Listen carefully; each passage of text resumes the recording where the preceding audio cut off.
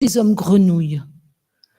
Elle n'a pas pu s'immerger dans les profondeurs, elle qui aurait tant aimé être aussi une femme grenouille, elle n'a pas pu le faire, elle a juste pu plonger dans une tourelle qu'on appelle la tourelle de Galéasie, c'est-à-dire une sorte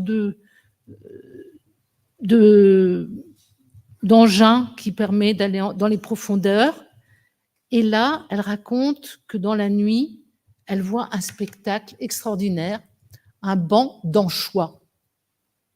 Je cite Anita Conti, « Jamais je n'avais vu sous un ciel d'eau noire les poissons tournoyer au-dessus de ma tête, encerclés de leur scintillement. Il a fallu cette nuit au mouillage, sous le Cap Ferrat, à moins de 3 encablures des routes et des villas illuminées, pour me faire vivre le rêve d'un soir fou, car cette plongée dans une nacelle hermétique et balancée au bout de son fil fut exactement ce que sont les rêves, des suites de visions ahurissantes que rien ne permet de diriger ni de saisir. » Dès qu'elle le peut, Anita Conti glisse dans l'eau pour mieux observer, et ce jour-là, c'est un géant de 8 mètres qui s'avance vers elle, gueule grande ouverte. Mais ce n'est pas cela qui la fascine. Ce qu'elle perçoit dans toute son acuité, c'est l'œil du squale, du requin pèlerin, dont l'iris est entouré de blanc, ce qui donne au regard une expression d'une grande vigueur. Je cite, « J'ai tout de suite compris le regard de la créature splendide qui avançait vers moi avec une lenteur étrange, mais n'avançait pas sur moi, et cela se confirma aussitôt.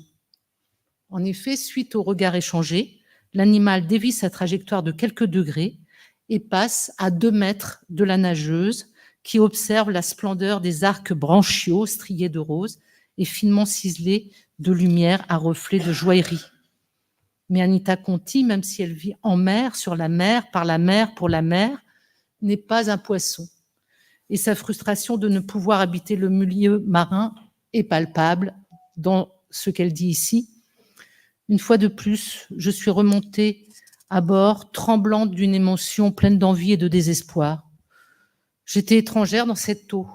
Pourtant, la fabuleuse complexité du monde vivant marin, liée à son milieu minéral, par toutes ses fibres, venait de s'entrouvrir pour moi par une sorte de hublot. Ce matin, c'était le regard d'un géant qui me poursuivait de son expression tranquille, analogue à celle d'un homme qui eût été chez lui à travers ses bois ou ses champs. Alors, je vous ai préparé un petit papier. Voilà le programme d'Anita Conti, Rêver. C'est un palindrome, on peut le lire dans un sens ou dans l'autre sens. Et pour arriver à rêver, il faut errer. Là aussi, c'est un palindrome un peu trafiqué, mais... Alors, je vais conclure, si la présidente m'accorde le droit de passer à ma conclusion. Je la retrouve, voilà. Anita Conti a mis toute son énergie à la fin de sa vie pour développer la pisciculture, parce que cela lui paraît en effet être la seule solution pour sauver les milieux marins palpitants de vie qu'elle aime tant. Pour exprimer cela, elle a une phrase extraordinaire qui est révélatrice de toute sa vie. Mes idées entraient dans l'eau. S'installer dans l'eau signifie pour Anita Conti comprendre que dans l'eau, tout est lié. Les courants marins sont porteurs des alluvions des estuaires et des rivières. Les fonds de vase, d'algues et de protistes forment l'humus des sols marins. Les micro-organismes s'y développent. L'errance du plancton s'accompagne des rythmes lents des animaux marins qui s'en nourrissent. Tout est interrelié. Les bactéries se nourrissent des sels minéraux et des matières organiques en décomposition et en les assimilant produisent la vie dans le laboratoire de l'océan à ciel ouvert où la lumière du soleil change sans cesse par la rotation de la Terre sur elle-même qui varie les angles des rayons qui y pénètrent 24 heures sur 24. par l'attraction de la Lune qui fait les marées, par le mouvement de la Terre autour du Soleil qui fait les saisons. Lire Anita Conti, c'est s'immerger dans les tourbillons de la vie en pleine mer, mais à terre aussi, dans les décisions politiques, économiques et écologiques à prendre pour sauver les merveilleux milieux de vie qui ondulent sous chaque vague. On ne peut être qu'empli d'admiration devant une telle pionnière des océans. Oui, les récits d'Anita Conti méritent vraiment d'être lus. Ils forment pour les travailleurs de la mer, que sont les marins et les animaux marins, la légende du XXe siècle. Et pour conclure, je dirais que par rapport au titre du colloque, qui est Un Atlantique, vous l'avez dans le titre là, il est un peu loin de mes yeux. Un Atlantique à perspectives multiples. Ah voilà, je l'ai là. Un Atlantique à perspectives multiples. Respect de la diversité à l'ère de la compétition. Anita Conti, elle ajouterait respect de la biodiversité des océans et respect de la microbiodiversité marine. Merci.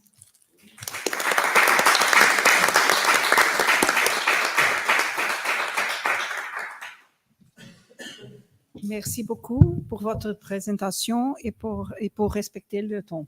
C'était en temps. Je cherche. Now I have to come back to our panel because to give the floor to Cláudio Gomes. He's going to present a paper titled Climate Change, What Can Physics Tell About It?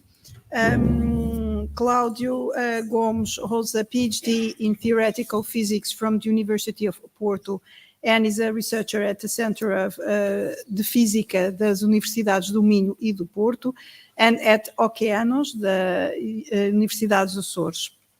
And he has collaborated with EMA for the Space Agency, and is Vice President of the Board of Directors of LPAZ. So the floor is yours, Cláudio.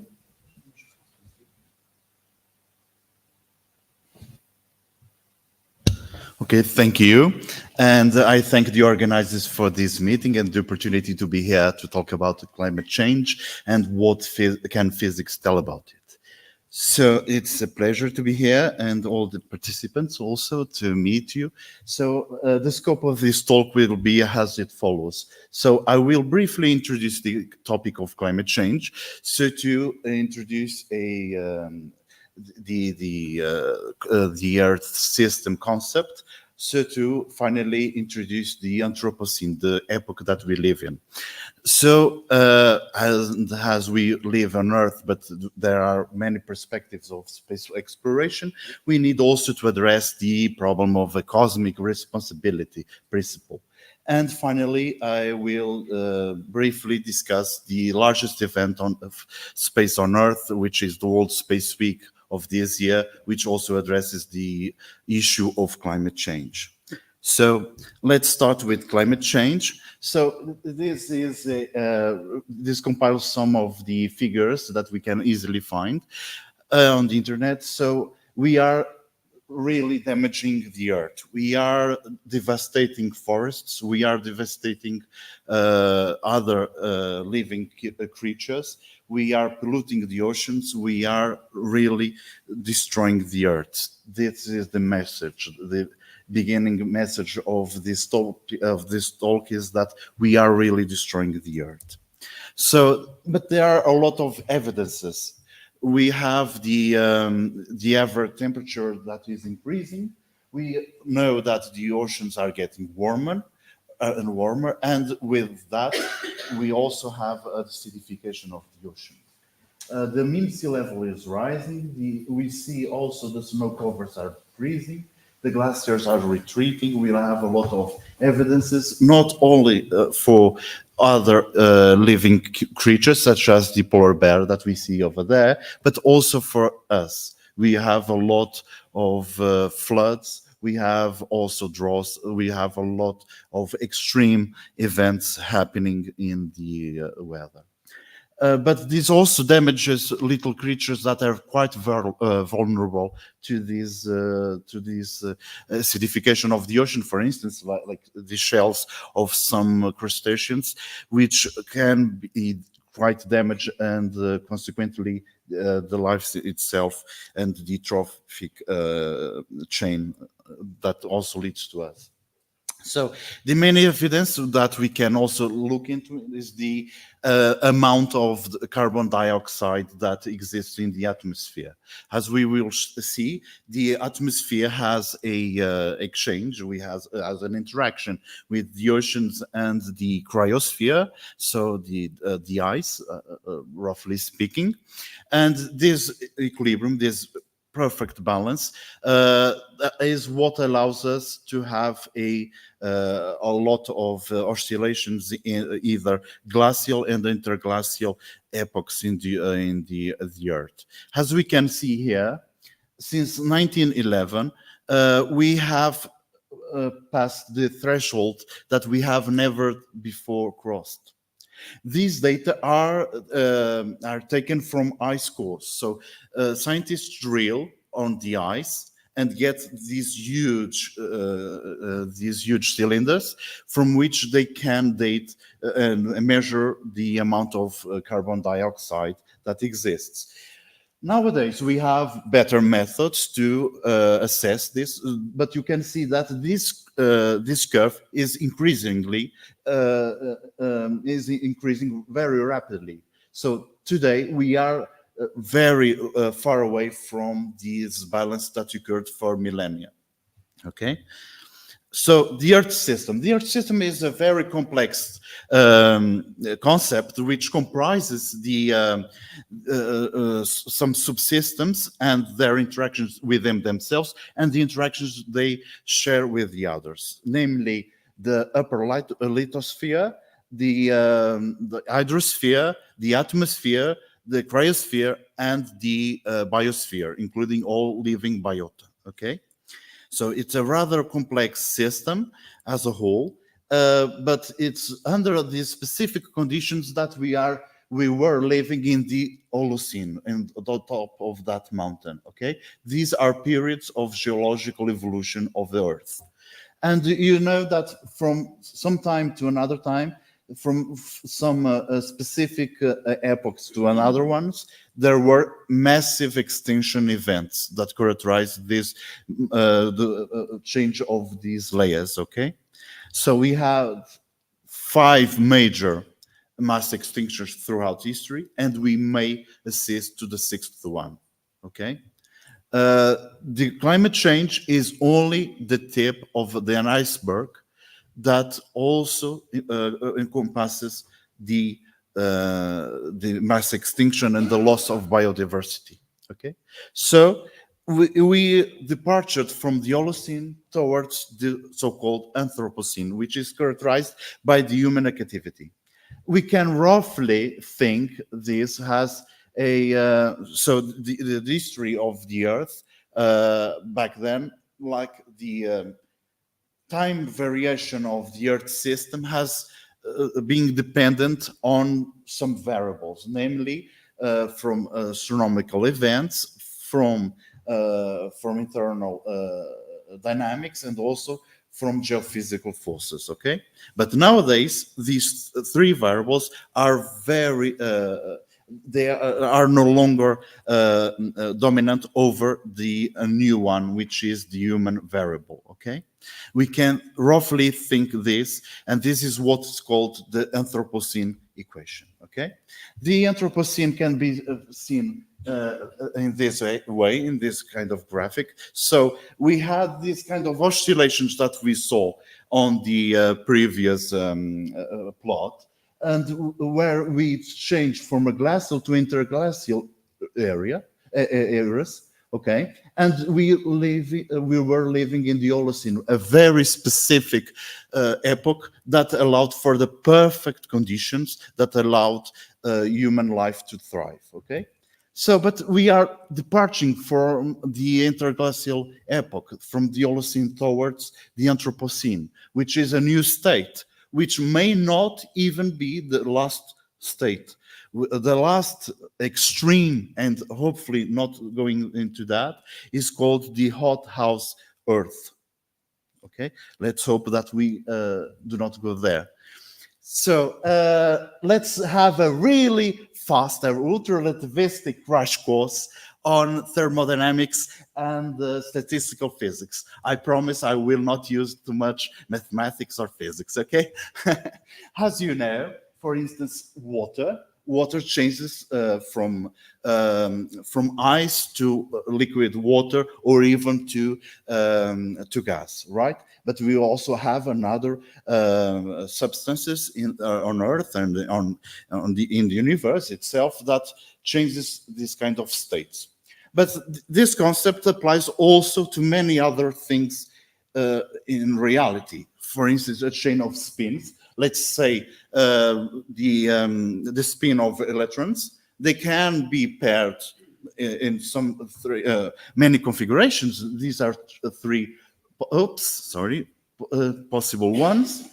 So you have the ferromagnetic, then the ferromagnetic, paramagnetic. As you can see, this is change of a state, and we also can have this kind of analogous plots, or plots analogous to the previous ones, and we can have many other things like topological phase transitions that we will not talk about. Okay, but you can see that we can move from a state to another. And was it this safe? And this is just a mere joke, because in one physics book, which is from Goldstein's, the first paragraph in the chapter 1 is Ludwig Boltzmann, who spent much of his life studying statistical mechanics, died in 1906 by his own hand. Paul Ehrenfest, carrying on the work, died similarly in 1933. Now it is our turn to study statistical mechanics. So that's why I just had this joke, because we had a really crash course on statistical physics. And even physics can be applied to climate change in order to understand how this balance, how this equilibrium between the temperature on the Earth's surface and the atmosphere, namely due to the carbon dioxide, occurs. And also how we can measure the real impact of human actions in the climate change in comparison with the natural causes, okay? So another thing in this kind of phase transitions that we saw, we have a model in physics which is called the, I'm sorry, that was in Portuguese, the title. So it's the theory of Landau-Ginzburg, okay? And this addresses the phase transition. And this says that the free energy, that in this case is the L0 is a function of the order parameter, which is usually the temperature, but it can also be in magnetization in some materials. But it can be expressed in this form, okay? And those coefficients can be also be written as a function of the state variable. And this model has two main phases. One which is the symmetric one, which has less macroscopic states, and the other one which is the asymmetric phase, which has more microscopic states. Let's see it, okay? So if we now parameterize this in terms of the temperature, we can address this and regard the Holocene as this stable point there. We have a symmetric phase here, okay? That's what happened towards the evolution of the Earth, as we have seen before, okay? Now, if we now introduce the human factor, namely in that term here, we destabilize the system, and there's no longer a symmetric phase, right? We have an asymmetric one. And this is considering, and this is a work of a group also from Porto, okay, colleagues of mine, that addressed the Holocene, the transition between the Holocene to the Anthropocene has a phase transition in the sense of the Ginsburg-Landau formulation, okay? But we live on Earth, but probably we will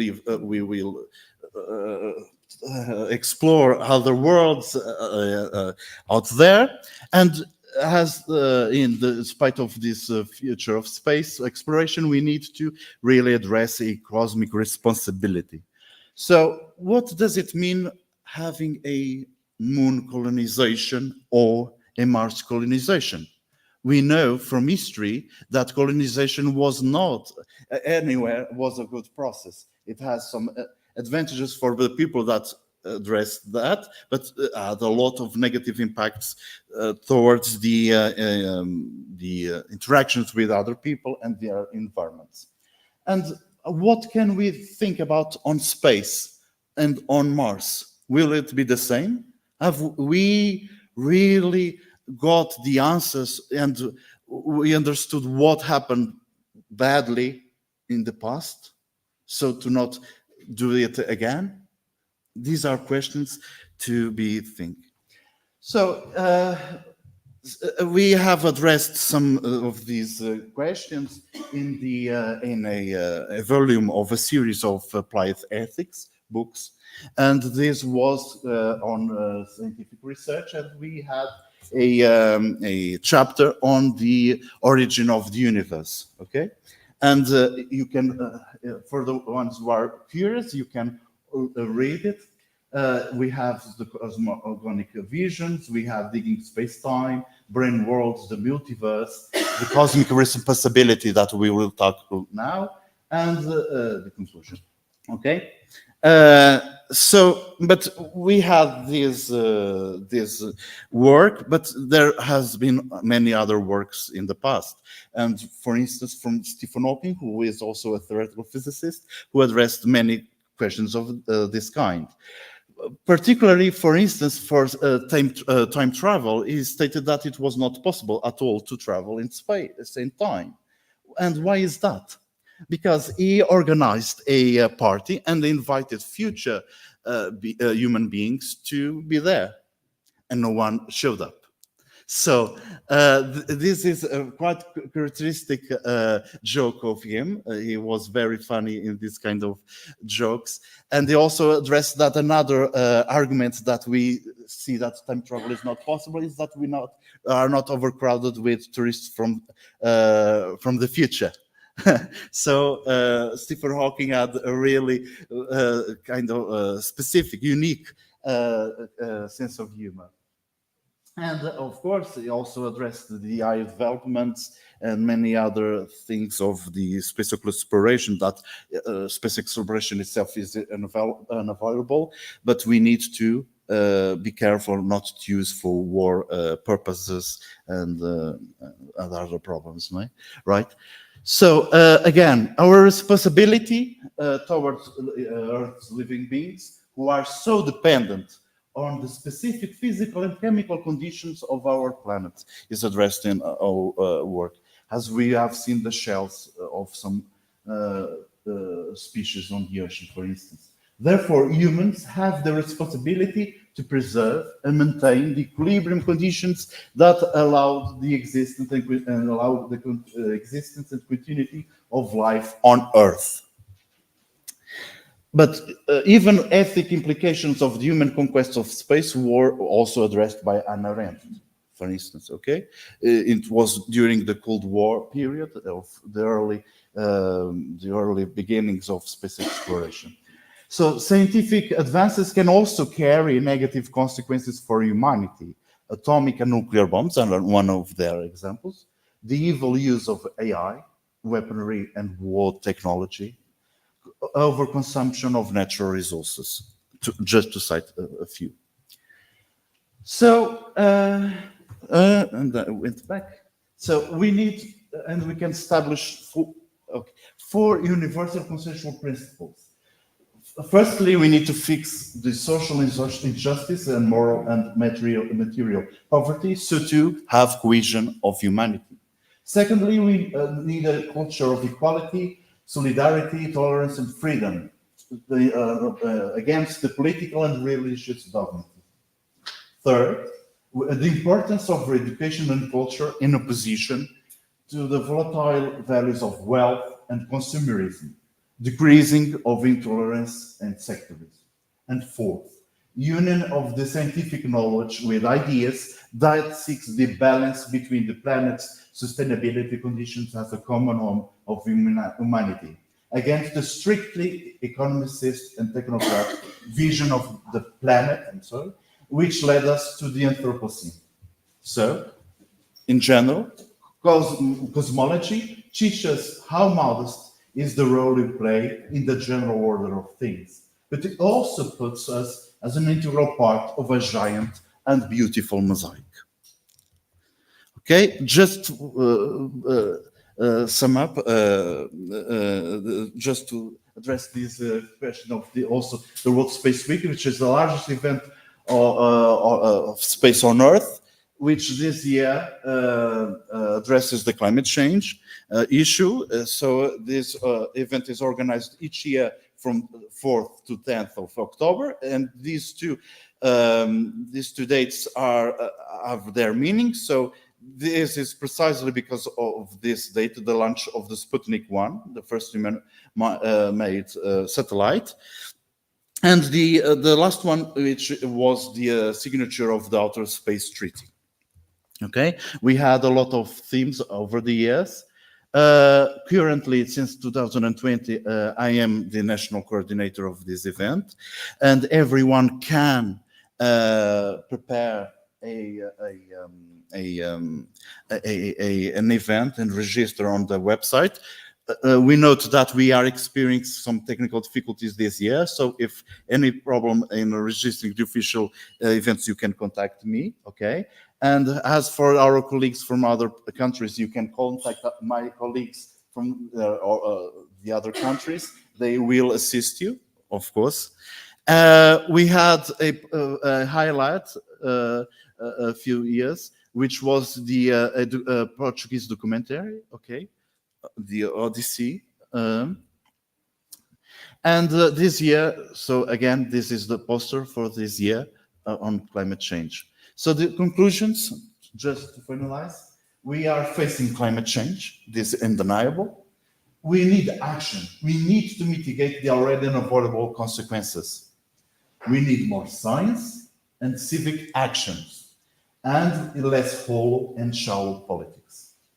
We need a new generation. This new generation is not the next generation, it's our generation, the generations that exist today, of citizens engaged in this global and local effort.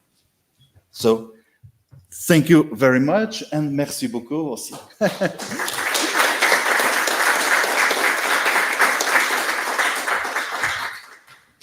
Thank you, Cláudio, for bringing us very different perspectives than the ones that we have been having here. I will immediately give the floor to Ana Azevedo to present the paper, What Challenges Does Climate Change Present for Democracy in the Outermost Regions and Islands? It's a paper in collaboration with Isabel Valente. Isabel wasn't able to join us, but we have Ana Cordeiro de Azevedo. She's a researcher no Centro de Investigação do Instituto de Estudos Políticos da Universidade Católica Portuguesa, and she's deputy coordinator from the network VCC Cross Visions about Contemporaneity. Thank you, Ana. Thank you very much.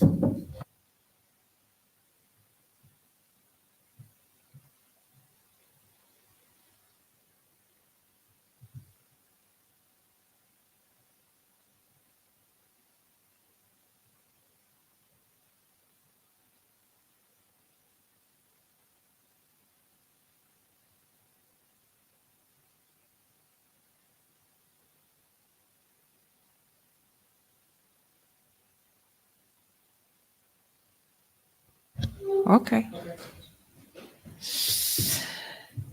So, well, I'm sorry, I'm not a physicist, I'm not a scientist.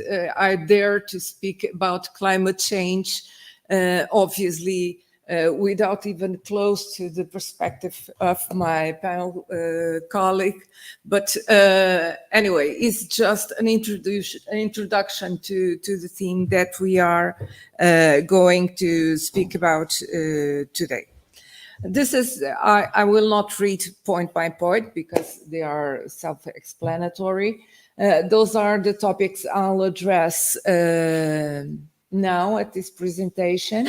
And basically, I'll speak about the fact that climate change is now a fact, no more an opinion, that has a profound effect on the outermost regions and islands, and democracies have a huge significance to contravene the negative effects of this climate change. So basically, those are the points that I'm going to address.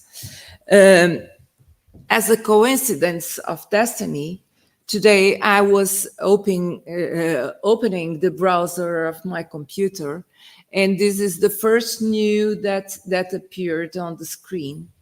And this might be the first nation officially erased from climate change. This was on Microsoft's start, and the nation is Tuvalu. So those news are from today, September 6th. It can be no more interesting than just showing up this morning when I was opening my computer. However, I was thinking about starting with this quote from Andrea Dutton, and she says, "I'm actually not worried about the planet. It will still be here. It will be a different place. What I'm worried about is how we are going to exist in that new world." And that's the first point I would like to address. Our planet has passed through enormous crises, and we continue to speak about the planet. We are not worried about the planet. We don't care about the planet.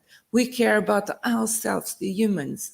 Are we able or are we not able to subsist in this planet in the way that it is changing? Because the planet, it will be here in this form or some other form, it will subsist beyond us. So we have to worry about us and our future. What about being this an opinion? Because unfortunately, we still have a lot of people, some of them in responsibility positions, that still defend that this is an opinion, is not a fact. We have, we could choose a lot of examples. I chose two. One of them, our friend Cláudio already mentioned, which is the killing curve. This killing curve, it started with measures in the Mauna Loa Observatory in Hawaii in 1958, and killing continued them until he died in 2005. And nowadays it's his son that is responsible for this the maintenance of these registers. But it was complemented by data that goes back 800,000 years, as it was mentioned, by collecting the ice core and examining the air bubbles inside and register the CO2 that was maintained inside those ice cores for all those hundreds and centuries of years. So it's a very interesting example on how climate has been changed based on CO2. Another example is Andrea Dutton, which I quoted at the beginning. And she works with fossilized corals and minerals from the sea, and she can go back some millions of years to register the change in temperature of the seas, and also the change on the height of the ocean. This is the graphic expression of those works. The first one, I would like to show you how this progressed in those last decades since 1960. So I will recall that this goes back 800,000 years, and the change since 1960 is very evident.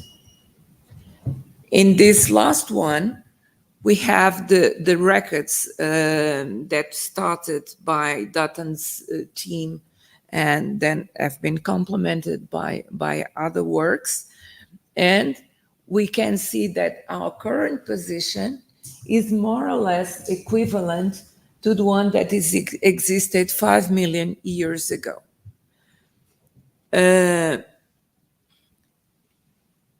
The question is that 5 million years ago, with a difference in temperature of an average between 2 and 3 degrees centigrade, the level of the seas was more 25 meters. That's the point I would like to make here. 2 or 3 degrees represent 25 meters. And that represents that Tuvalu and many other countries will just disappear, not to speak about our islands here. This is, if one has any doubts, this complements the two works. And we see that's a very close juxtaposition of the two graphic representations between the evolution of CO2 and the change of the ocean temperature and levels, and they correlate very closely. So we now know where we are going to. No excuses to say that, oh no, it's not certain, we have evidence. So what are the observable effects of climate change? This is evident in the news every day. We have increase in frequent meteorological phenomena. We have severe hurricane seasons. We have the disappearing of glaciers and higher ocean levels and wildfires. On wildfires, we have the example of Madeira just a couple of weeks ago and the effect it has. Of course, they have a very difficult orography, but also it's the fact that they didn't have, as much as we know, since the 16th century, an history of wildfires with dimension of those ones. What does that mean to the most vulnerable? Oh my gosh, vulnerable regions. Yes, the outermost regions and islands are very affected. We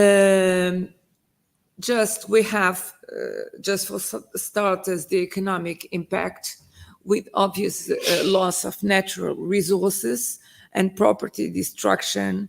We have to compensate then transporting new goods and finding the replacements of services that have been destroyed. We have a lack of resources that take time to be replaced. We have social impacts. We have psychological impacts, and those regions are particularly affected. In the case of the outermost EU regions, we have the French territories of Guadeloupe, Martinique, and Saint Martin that particularly exposed. although any of the others are excluded from damages from those climate changes. Maybe they will come a little bit later, and at this phase not so severely, but sooner or later, if we continue this path, they will come to us. So here at this point we come, we need to address how democracies need to act.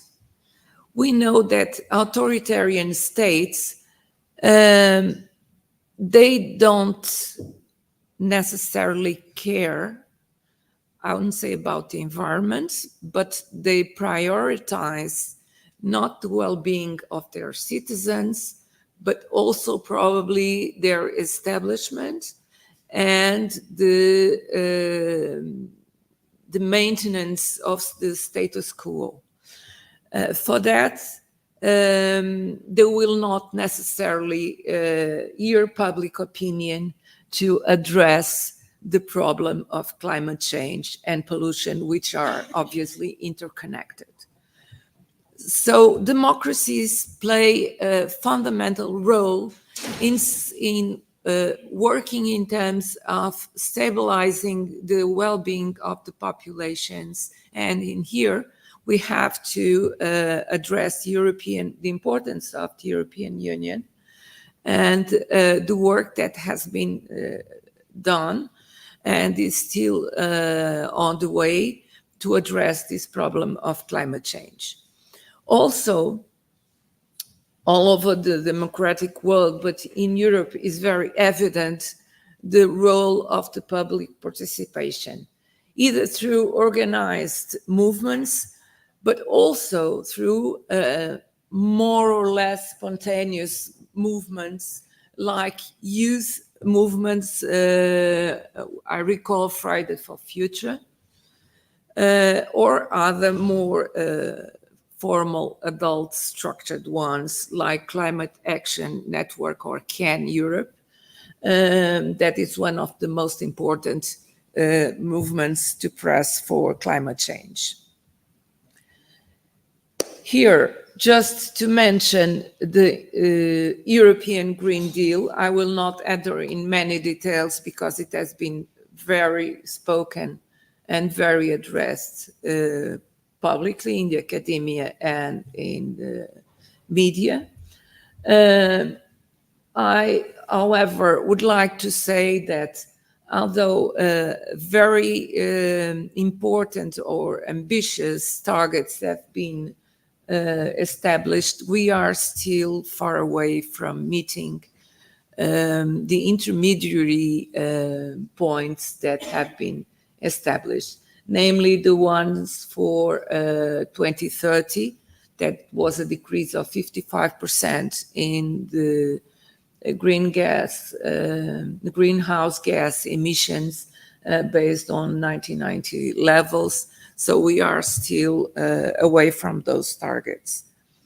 Also, in the Portuguese outermost regions, we have been seeing some intervention in these particular areas. And I must say that with a bit of pity, programs are very interesting, but we don't have a very practical expression of their implementation up to now. Hopefully this will change soon. What does that imply? It implies obviously that the present legislation is not adapted, is out of date very often. Policies are not adequate to carry on with the objectives that have been proposed. We have still ineffective measures, although with the programs that have been allocated, they have been underused. So we might say that we have financial resources, but not programs to use them. And we need a faster adaptation. So nevertheless, I would say that European Union is moving forward, which is opening a door of hope for all of us. So how can democracies help solving the climate problem? And with this, I'm closing. I hope I have 30 seconds. By tailoring solutions for specific regional needs, because one suit doesn't fit all. We can have one solution that is good for intercontinental Europe, for instance, and also for the outermost regions, solutions have to be different. And the role of international cooperation and support, particularly between democracies, is very important. Although those spontaneous movements have been affecting policies and changing in their way, we need a more framed support at international level. So just my conclusion, climate change is a scientific fact, and outermost regions and islands are more vulnerable. Democracies are better suited to address climate vulnerabilities, and policymakers need being pressured to implement changes. Thank you very much. I'm sorry for my voice. Was the rain yesterday? Thank you so much, Anna, and for keeping us on time and for this dialogue with the previous presentation. Now I will give the floor to Pedro Martins. Pedro is presenting the importance of the sea in the Portuguese foreign policy between 1998 and 2023. Pedro is a researcher, a PhD researcher, and he has a history background and now is working in the area of international studies. So with no further delays, I give the floor to Pedro. Thank you. Thank you, Professor Cátia. So good afternoon, everyone. It's real nice to meet all of you in this beautiful island of Santa Maria. It's my first time here in the Açores and also participating in this event. I would like to thank the organization of the LPAZ forum for organizing this event. I think this is a very good initiative especially for people who are just starting their PhD like me, because it allows us to meet other people's works and perspectives about the ocean and about the importance of the Atlantic Ocean. So I thank for the opportunity to be here, to be able to participate and also to present my project, which is named Ocean Governance in Portuguese Foreign Policy from 1998 to 2023. It is still pretty much a work in progress because I just started the PhD this year. So this past year was just to elaborate the project, and we can say that the real work will start now. So I will do just a small presentation of the project and also to highlight a little bit of the main public policies in Portugal in terms of national and multilateral policies. And also in the end to see how ocean governance has impacted those same policies. So the research question is how does the Portuguese ocean governance impact its domestic and foreign policy? As you know, ocean governance stems from the United Nations Convention of the Law of the Seas, which is trying to create a global ocean governance framework. And I put a small definition on the slide about ocean governance, but basically it's about the long-term sustainability of the marine resources to the benefit of mankind. Which for the UN, it's something that must be addressed globally.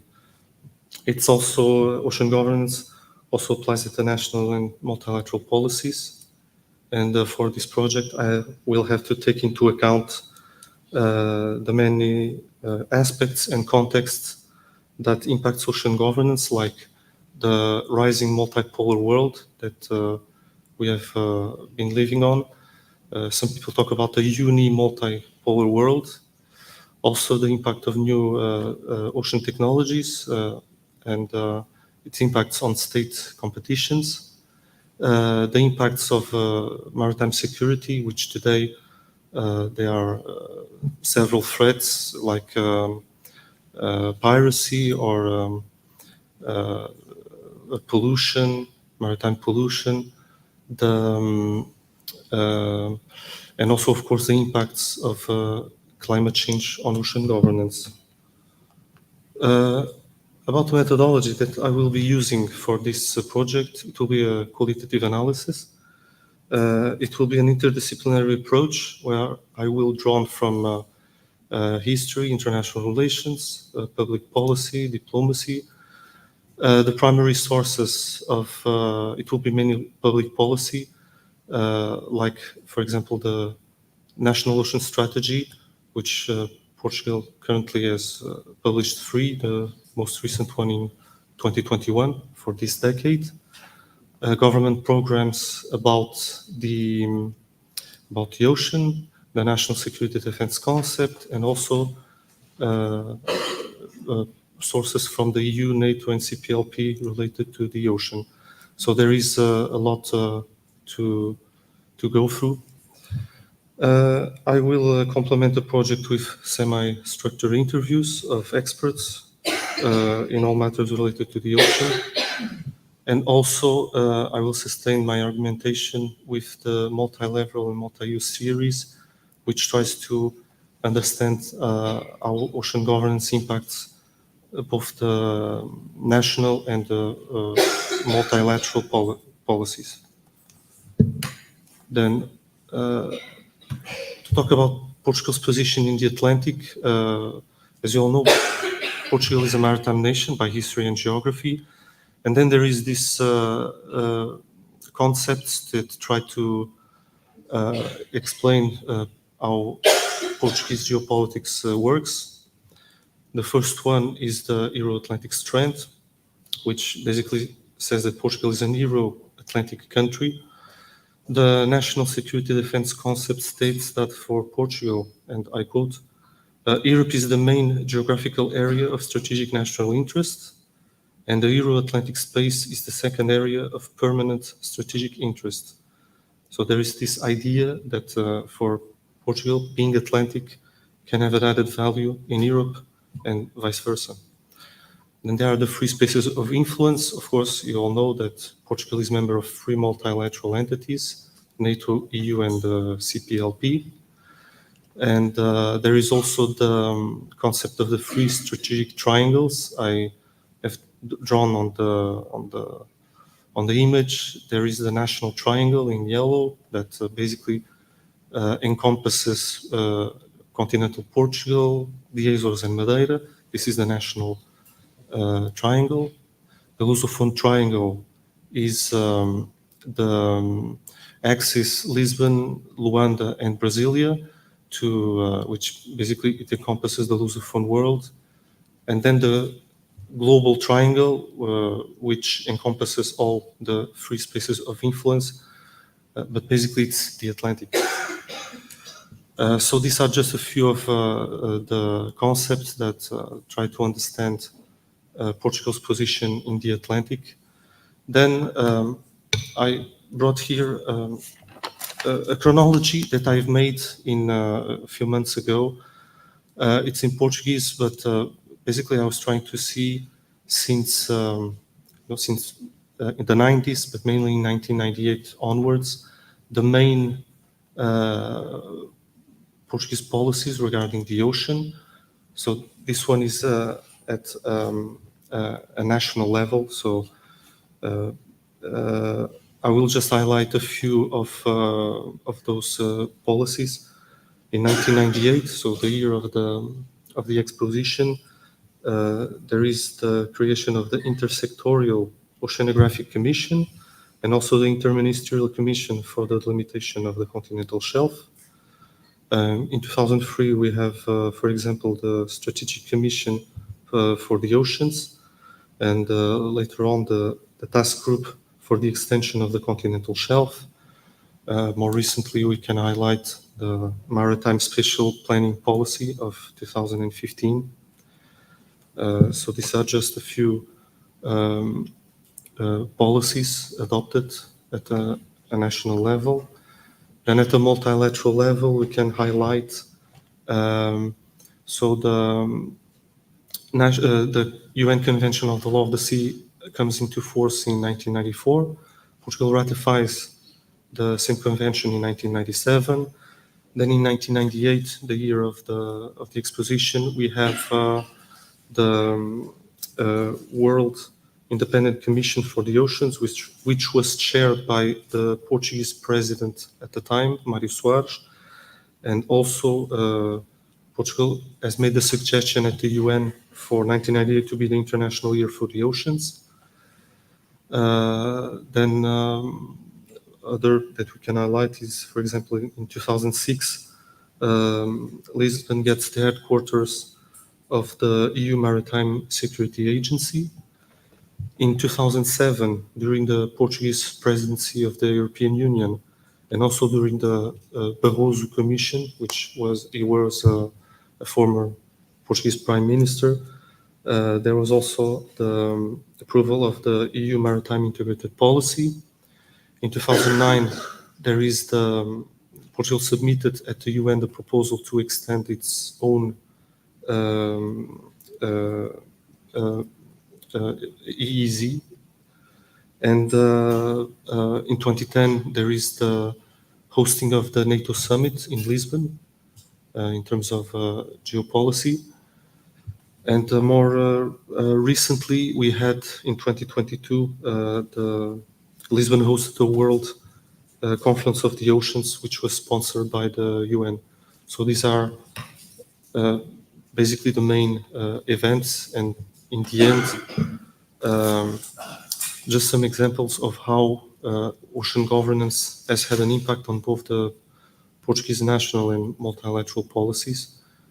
We have, of course, the example of the Expo 98. So it was a huge event organized in Lisbon, which was totally focused on the oceans, on the necessity to on the sustainability of the oceans. At a national level, it meant a qualitative and quantitative leap in the study of the oceans with new state policies. But also at a foreign policy level, we had the Independent World Commission for the Oceans, as I talked about, the International Year of the Oceans, proposed by Portugal at the UN, which this kind of serves as a blue diplomacy.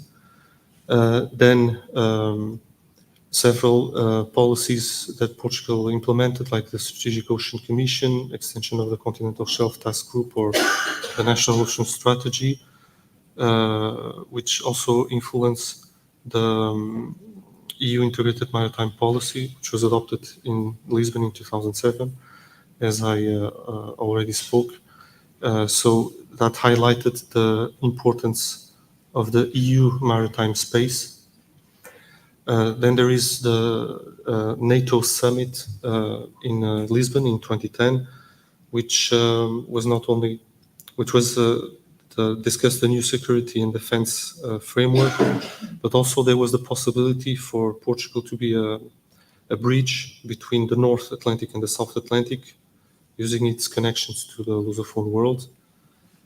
And also in the end, the example of the second UN Ocean Conference in Lisbon, which was discussed the sustainability of the oceans with the UN Goals 14, which basically it recognizes Portugal as a country advanced in terms of ocean policy framework. And for that, I finish. Thank you very much for your time.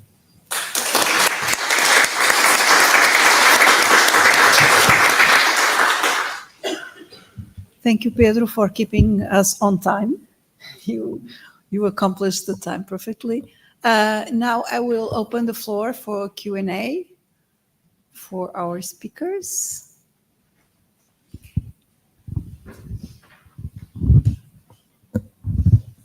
You were tremendous. Nobody has questions.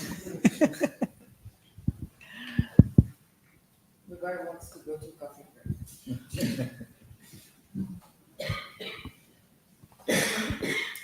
You were too good. That's the problem. You said everything during the presentation. No questions? I have a question. One question. Oh, okay. Perfect. We have one from the public. I don't have to put mine.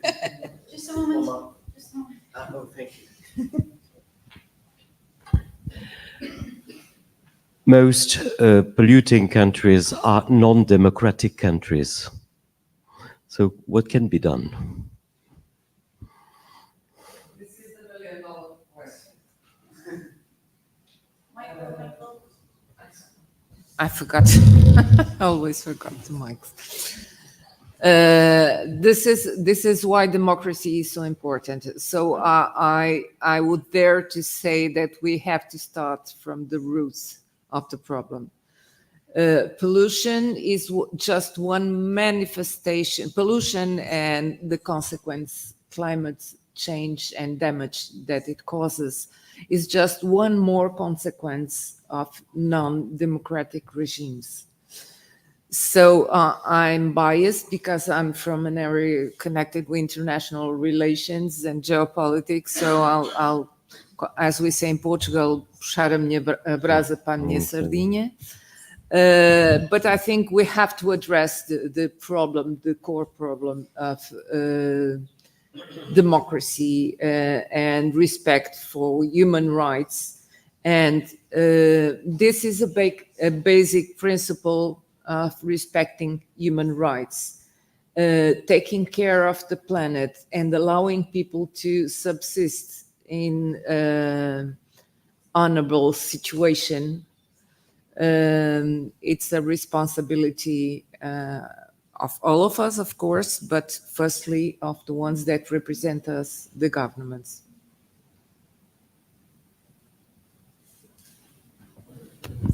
Thank you. Okay, Licinia.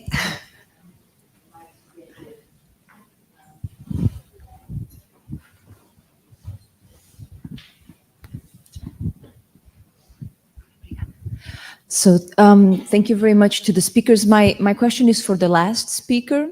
You were looking at ocean governance and linking that to foreign policy. And I was wondering whether in your considerations of ocean governance, you were keeping just a horizontal perspective. And what do I mean by this? Is that ocean governance is more and more gaining a vertical dimension as well. And so we are looking at what is happening on the surface of the ocean and the responsibilities and therefore the governance frameworks that apply there, but also to the ocean bottom and also to the issue of how satellite technologies also keep us governing and apply the governance systems that we have for the ocean. And so I was wondering whether this was something that you had considered in your concept of ocean governance. And if not, does this make sense to you? Thank you very much for your question. Well, to be honest, I'm still in the beginning. Honestly, I'm still not knowledgeable enough about the topic. What I can say is that I will first to take all the considerations, and because probably there will be, changes throughout the PhD. But anyway, it's a good question. Thank you for your.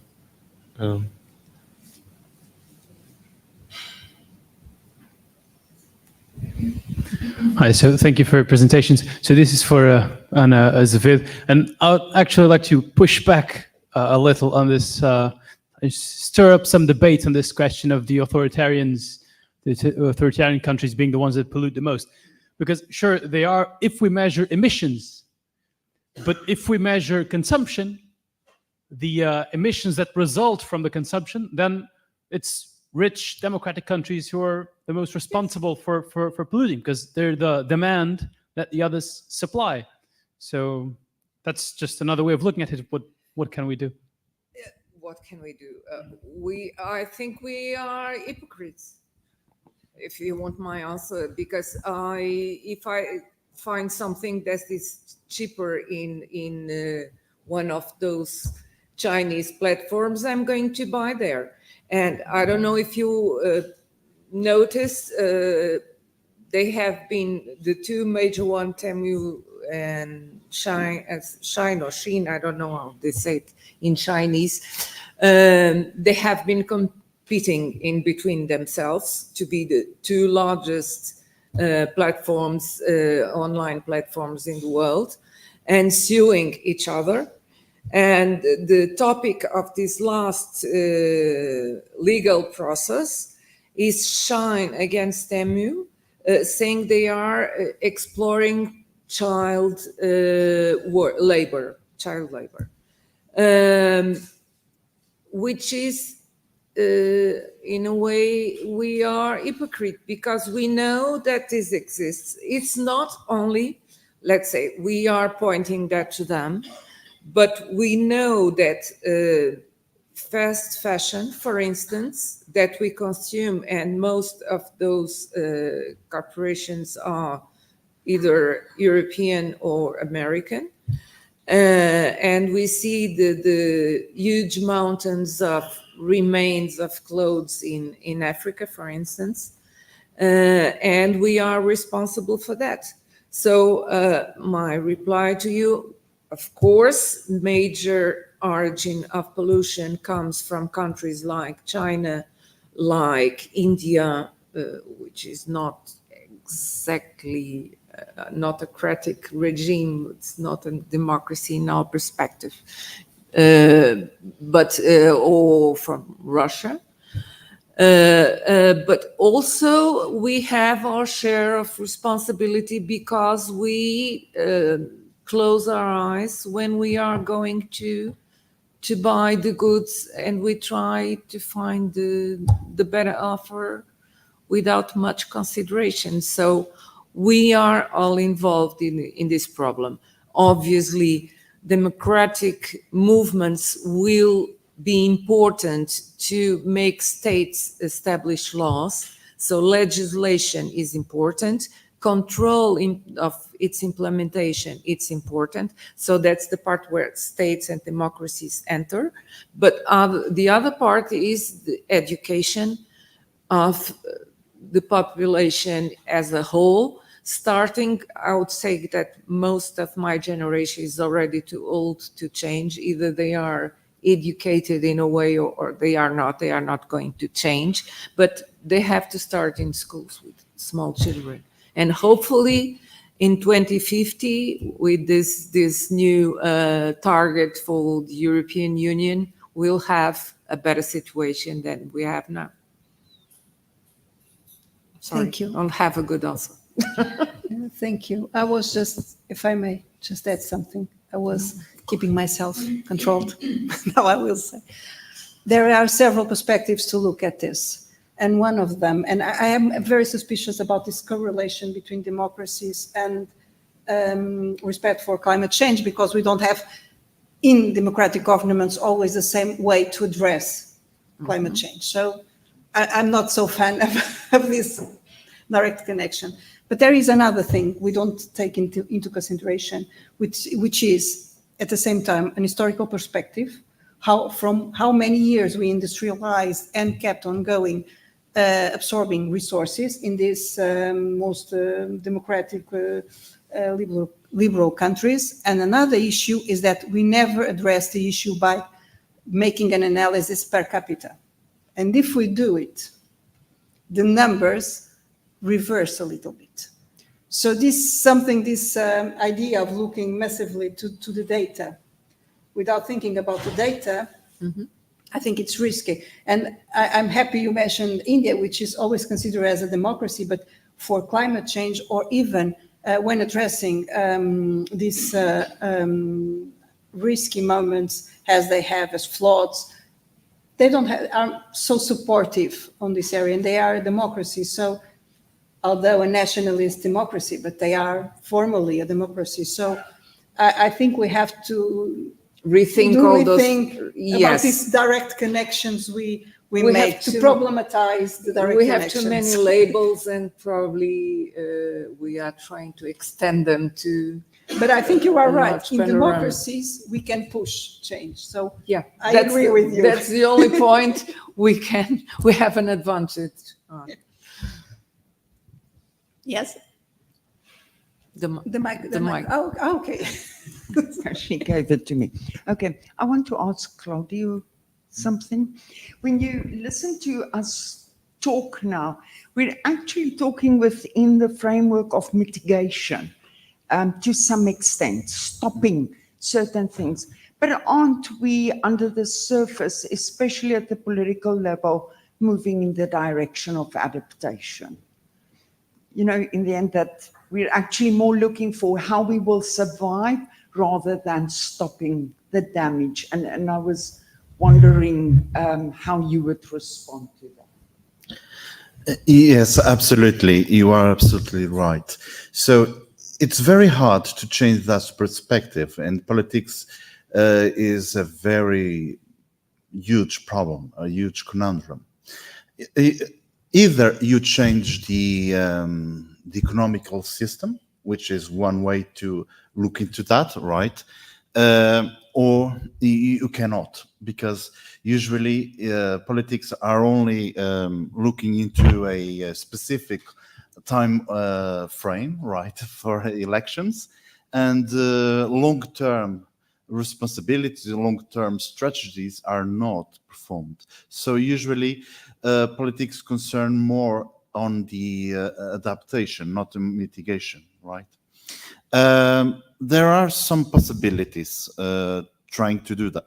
So, for instance, there is this perspective of looking to countries and to the earth as a condominium, okay? This is one possibility which has been studied. You know, it has a legal, it has to have a legal framework. Not all the countries will participate, of course, you see, but if we had a kind of condominium strategy, which was an idea that was proposed, for instance, by Paulo Magalhães from the Faculty of Law from the University of Porto,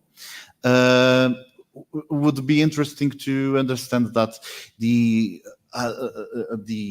countries that pollute more, that they cut more forests, should pay to invest in others, right? Like we are living in a condominium. That's one possibility, and that could also target mitigation, you see. But it's one possibility. Another possibility, what was also advanced, was to look into this kind of blockchain like Bitcoins and have a similar possibility, which was called planetary boundary coin, PB coin. But you see, again, it has to start by a small block and to build all this blockchain and the volunteering, so that we can has a massification of this process, and each block could tackle some specific problems of climate change. You see, there was one possibility, but it's not easy. It's a very hard question. There are a lot of possibilities, a lot of people thinking on ways to address these questions, to at least have the two possibilities together, so mitigation and adaptation, because even mitigation may not be enough, okay? And we need to adapt and adapt the more vulnerable communities, okay? Like the outermost regions, as we have seen, and other places, okay? So it's a very, very good question. Thank you. Thank you all. We have a little break before the next section. It's 3:30 p.m. So as I'm speaking in the next section, I'm keeping this on time.